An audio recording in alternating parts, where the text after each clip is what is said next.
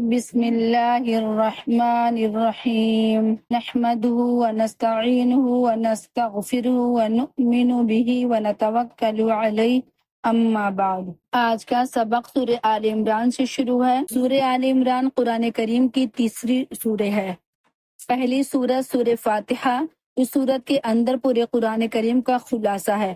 اس کے آخر میں صراط مستقیم کی ہدایت طلب کی گئی تھی۔ اس کے بعد دوسری سورت سورہ بقرہ ہے۔ سورہ بقرہ کو الف لام میم ذالک الکتاب سے شروع کر کے گویا اس طرف اشارہ کر دیا گیا ہے کہ سورہ فاتحہ میں جو سیدھے راستے کی دعا کی گئی تھی وہ اللہ تعالیٰ نے قبول کر کے قرآن کریم بھیج دیا جو صراط مستقیم کی ہدایت کرتا ہے۔ پھر سورہ بقرہ میں اکثر احکامات شرعیہ کا اجمالی اور تفصیلی بیان آیا ہے، جس کے ضمن میں کفار کی مخالفت اور ان سے مقابلے کا بھی ذکر آیا۔ آخر میں اس کو فانصرنا علی القوم الکافرین کے جملے دعائیے پر ختم کیا گیا تھا، جس کا حاصل تھا کہ کفار پر غلبہ پانے کی دعا۔ اس کی مناسبت سے سورہ آل عمران میں عام طور پر کفار کے ساتھ معاملات اور ہاتھ اور زبان سے ان سے مقابلہ میں جہاد کا بیان ہے۔ گویا کہ سورہ آل عمران کا موضوع فانصرنا علی القوم الکافرین کی تشریح اور تفصیل ہے۔ یہاں تک سورت کے روابط کا ذکر ہوا۔ اب مختصراً سورہ آل عمران کا تعارف بھی سمجھ لیں۔ اس سورت میں اولاد عمران کا ذکر ہے، اس لیے سورت کا یہ نام رکھا گیا ہے، اور اس نام میں حضرت عیسیٰ علیہ السلام کی ابنیت اور الوہیت کا بھی رد ہے، جس کی مختصراً تفصیل یہ ہے کہ عمران بنی اسرائیل میں ایک بندے تھے۔ جب ان کی اہلیہ پر امید ہوئی تو انہوں نے منت مانی کہ جو لڑکا پیدا ہوگا وہ بیت المقدس کی خدمت کے لیے وقف ہوگا۔ ایسی منت ان کی شریعت میں جائز تھی، مگر لڑکے کے بجائے لڑکی حضرت مریم علیہ السلام پیدا ہوئی، جس سے وہ پریشان ہو گئی، کیونکہ لڑکی خدمت کے لیے وقف نہیں کی جاتی تھی، لڑکا وقف کیا جاتا تھا۔ مگر اللہ تعالیٰ نے اس لڑکی کو قبول فرما لیا۔ جب وہ خود کفیل ہو گئیں تو بیت المقدس کے حوالے کی گئیں۔ وہاں ان کی پرورش کے بارے میں بھی اختلاف ہوا۔ ہر شخص ان کی پرورش کرنا چاہتا تھا، مگر فال یعنی قرا کے ذریعہ ان کے خالو حضرت زکریا علیہ السلام کے نام نکلا۔ انہوں نے حضرت مریم علیہ السلام کو اپنی پرورش میں لیا۔ یہ ساری بات آگے اسی صورت میں بھی ذکر ہے۔ پھر کنواری مریم علیہ السلام کے بطن سے بغیر باپ کے حضرت عیسیٰ علیہ السلام پیدا ہوئے، پس وہ عمران کی اولاد ہوئے۔ اس طرح ان کی ابنیت اور الوہیت کی بھی تردید ہو گئی۔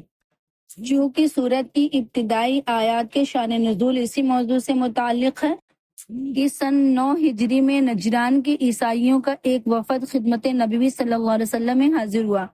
اس وفد میں 60 شخص تھے، جن میں 14 معززین تھے۔ عبد المسیح اور ابو حارثہ اس وفد کے امیر اور نگراں عالم ترجمان تھے۔ اس وفد نے کئی دنوں تک رسول کریم صلی اللہ علیہ وسلم کے پاس قیام کیا۔ توحید اور حضرت عیسیٰ علیہ السلام کی ابنیت کے مسئلہ پر کئی دنوں تک یہ لوگ آپ سے بحث کرتے رہے۔ آپ دلائل کے ذریعے ان کی تردید فرماتے رہے، لیکن یہ کسی طرح اپنی ہر درمی سے باز نہیں آ رہے تھے۔ بالآخر آپ صلی اللہ علیہ وسلم نے ان کو مباہلہ کی دعوت دی، جس کا ذکر آگے آئے گا انشاءاللہ۔ اس سورت کی ابتدائی آیتیں اسی واقعے کے سلسلے میں نازل ہوئیں۔ پھر آخر سورت غزوہ بدر کا تذکرہ ہے اور اس کا تعلق وانصرنا علی القوم الکافرین سے ہے، جو سورہ بقرہ کی آخری دعا تھی جو مسلمانوں نے کی تھی کہ اے اللہ ہمارے اسلام کا انکار کرنے والے کے مقابلے میں مدد فرما۔ ان کو بتلایا گیا کہ غزوہ بدر میں اللہ نے مسلمانوں کی مدد کی اور ان کو نمایاں کامیابی حاصل ہوئی۔ یہ مسلمانوں کا کافروں سے پہلا مقابلہ تھا۔ مسلمان نہتھے تھے، کفار ہتھیاروں سے لیس تھے، پھر بھی مسلمانوں کو معجزاتی کامیابی حاصل ہوئی۔ اس کے 1 سال بعد کفار نے پھر مدینہ پر چڑھائی کی اور احد پہاڑ کے دامن میں مقابلہ ہوا۔ شروع میں مسلمانوں کا پلہ بھاری رہا، پھر پاسا پلٹا جو منافقین کی حرکت کا اور 50 تیر اندازوں کی نافرمانی کا نتیجہ تھا۔ پھر میدان مسلمانوں کے ہاتھ آیا، دشمن کو ناکام ہونا پڑا۔ ان دونوں غزوات کا تفصیل تذکرہ انشاءاللہ آگے آئے گا اور وہاں ان کی تفسیر و تشریح بھی ہوگی اور دونوں کی مختصر حالتوں کی مصلحتیں بھی بیان کی جائیں گی۔ اس سورت کی فضائل صحیح حدیث میں سورۃ البقرہ اور سورہ آل عمران کو الزہر وینین روشن، چمکدار اور خوبصورت صورتیں کہا گیا ہے۔ ایک حدیث شریف میں نبی کریم صلی اللہ علیہ وسلم کا فرمان ہے کہ قیامت کے دن قرآن کریم آئے گا اور اس کے وہ پڑھنے والے بھی آئیں گے جو دنیا میں اس پہ عمل کرتے تھے۔ قرآن یا قرآن پڑھنے والوں کے آگے سورۃ البقرہ اور سورہ آل عمران ہوں گی۔ حدیث کے راوی حضرت نواز رضی اللہ عنہ کہتے ہیں کہ نبی کریم صلی اللہ علیہ وسلم نے ان دونوں صورتوں کے لیے 3 مثالیں بیان فرمائی ہیں جن کو میں اب تک نہیں بھولا ہوں، یعنی وہ دونوں صورتیں قیامت کے دن اس طرح آئیں گی گویا دونوں دوست صاحبان ہیں اور ان کے دونوں کے درمیان روشنی ہوگی جو ان دونوں کو ایک دوسرے سے جدا کرے گی، یعنی گویا وہ دونوں سیاہ بادل ہوں گے، گویا وہ دونوں قطار میں اڑنے والے پرندوں کے صاحبان ہوں گے اور وہ جھگڑیں گے اپنے پڑھنے والوں کی طرف۔ یہاں پڑھنے سے عمل کرنا بھی مراد ہے، یعنی جو ان دونوں صورتوں کے مضمون کے اعتبار سے عمل کرتا ہے اور زندگی گزارتا ہے۔ مذکورہ صورت مبارکہ کی مختصر تشریح اور توضیح سمجھنے کے بعد صورت کی چند آیات جمع اور تشریح سمجھیں۔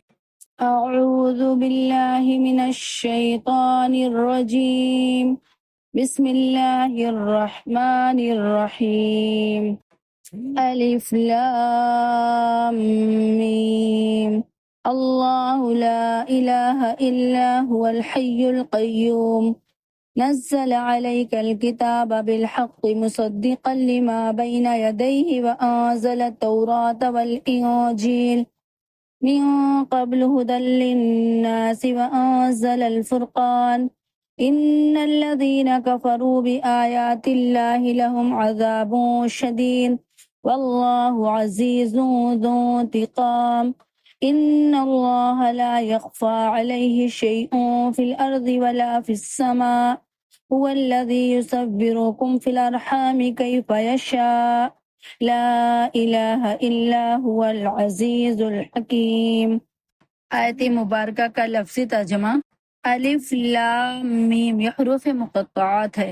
اس کا حقیقی مطلب اللہ رب العزت کو معلوم ہے، یہ الگ الگ حروف ہوتے ہیں اس لیے اس کا کوئی مطلب ظاہر نہیں ہوتا۔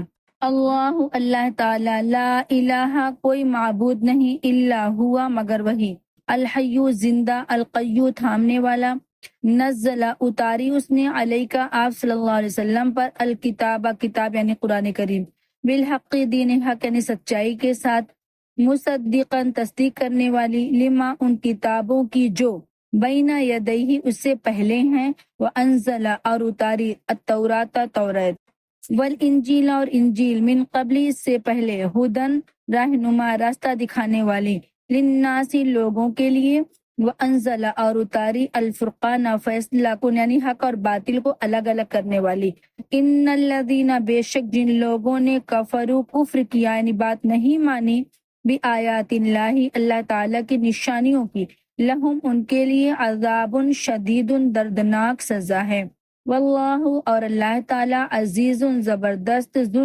انتقام، بدلہ لینے والے، انتقام مطلب بدلہ لینا ہوتا ہے، ان اللہ، بے شک اللہ تعالیٰ، لا یخفا، نہیں پوشیدہ، علیہ شیء، ان پر کوئی چیز، فی الارض، زمین میں، ولا فی السماء، اور نہ آسمان میں، هو الذی، وہی اللہ ہے جو، یصورکم، ناک نقشہ بناتا ہے تمہارا، فی الارحام، ماں کے پیٹ میں یعنی بچہ دانی میں، کیف یشاء، جس طرح چاہتا ہے، لا الہ، نہیں کوئی، الا ہوا، مگر وہی، العزیز الحکیم، زبردست حکمت والا ہے۔ آیت مبارکہ کا مکمل ترجمہ الف لام میم کی حقیقت تو پہلے گزر چکی ہے۔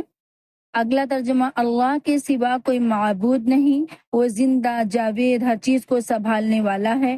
آہستہ آہستہ آپ صلی اللہ علیہ وسلم پر اپنی کتاب اتاری جو دین حق کی تعلیمات پر مشتمل ہے، وہ ان کتابوں کو بھی سچا بتانے والی ہے جو اس سے پہلے نازل ہوئی، اور قرآن سے پہلے اللہ تعالیٰ نے توریت، انجیل اتاری ہے جو لوگوں کے لیے رہنما تھی یعنی راستہ دکھانے والی تھی، اور فیصلہ کن کتاب نازل کی۔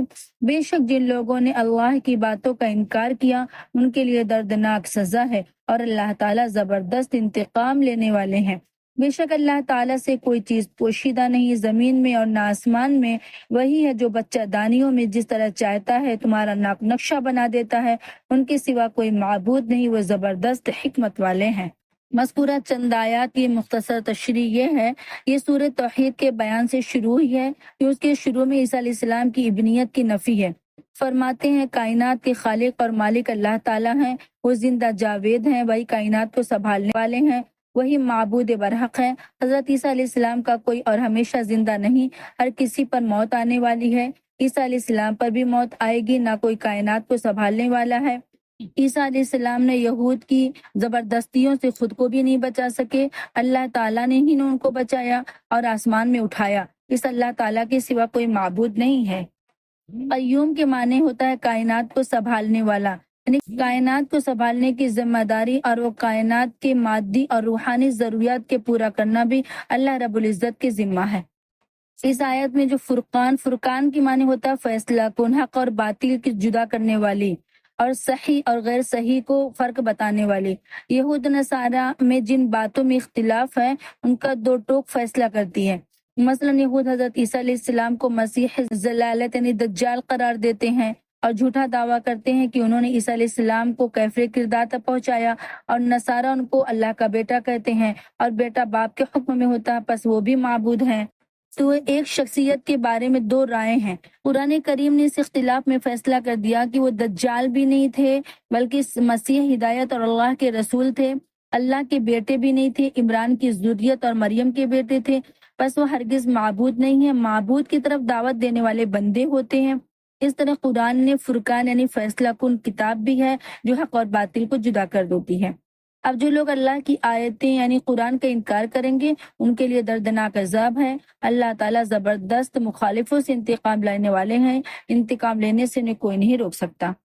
آخر میں اللہ رب العزت سے دعا ہے کہ اللہ اس صورت کے شروع کرنے کو قبول فرمائے، ہمارے اور تمام لوگوں کے لیے نفع کا ذریعہ بنائے، قبولیت کا ذریعہ بنائے، آمین۔